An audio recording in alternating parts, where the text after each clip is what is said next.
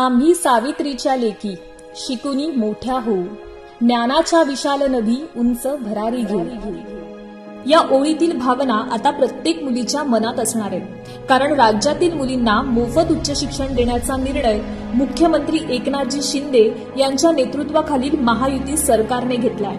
व्यावसायिक अभ्यासक्रमाचं शिक्षण घेणाऱ्या मुलींना याआधी परीक्षा आणि शिक्षण शुल्कात 50% सवलत होती, पण आता हे शुल्क 100% माफ करण्याचा शासन निर्णय जारी करण्यात आला आहे. यामुळे आर्थिकदृष्ट्या दुर्बल घटक, सामाजिक व शैक्षणिकदृष्ट्या मागास प्रवर्ग आणि इतर मागास प्रवर्गातील विद्यार्थिनींना आता पूर्णपणे मोफत शिक्षण घेता येणार आहे.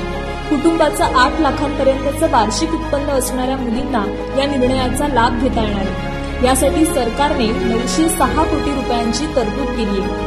महायुती सरकारच्या या निर्णयामुळे राज्यातील मुलींच्या उच्च शिक्षणातील आर्थिक अडचण दूर होणार असून त्या अधिक संख्येने उच्च शिक्षण घेऊ शकणार आहेत.